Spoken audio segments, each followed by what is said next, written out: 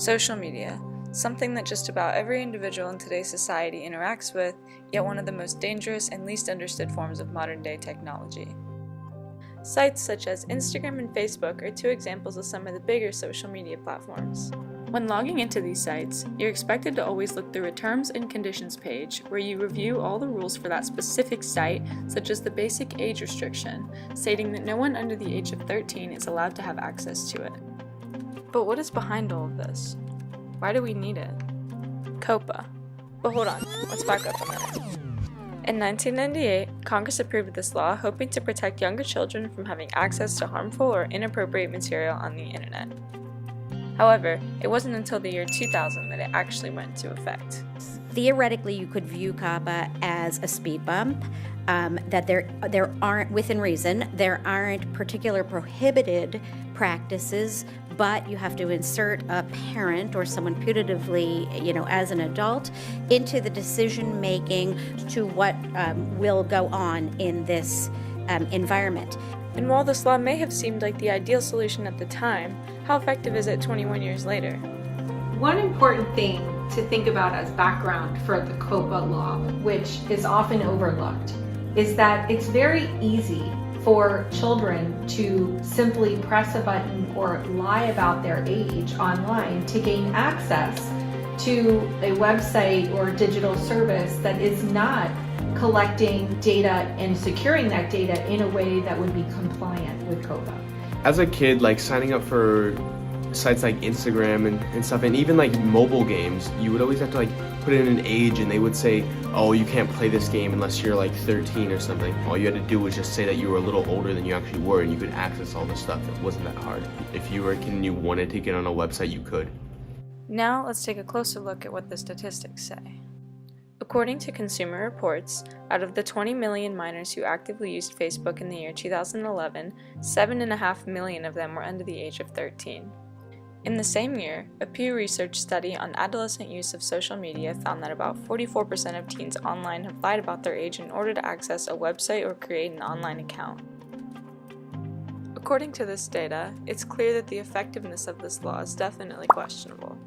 All it requires is parental consent, and then you're good to go. Is it really so simple? It's not, and that's probably the biggest failing of COPPA. I think when Congress enacted COPPA, it assumed that there would become sort of automated mechanisms in which people could get that parental consent, and no good mechanisms have actually evolved. So that part of COPPA has always been this big gaping hole that Congress thought was going to be sort of the safety net for COPPA. Platforms will simply say, if you're under 13, you cannot use our platform.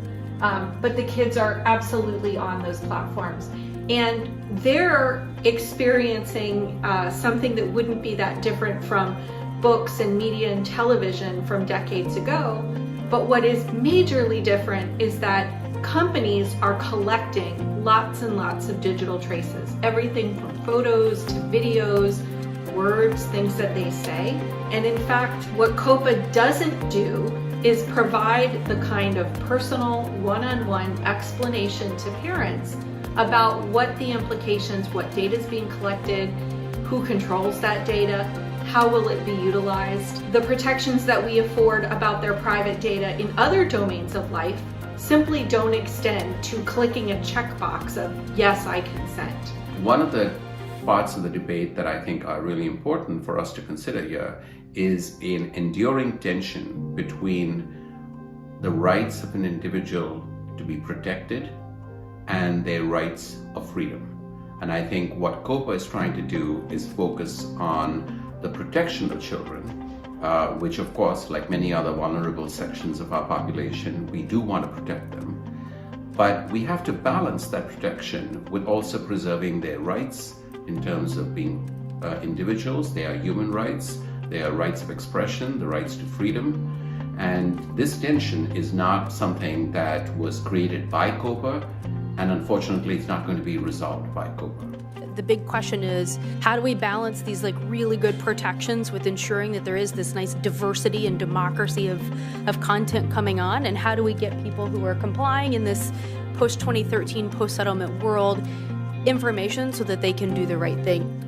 Though it's clear that this law has many unresolved issues, to this day it's still the longest standing online privacy law ever created in the United States, and, in fact, was the first. And for this reason, COPPA, despite its flaws, plays a significant role in the future of our society as technology and social media are becoming more and more implemented into our everyday lives, especially for minors.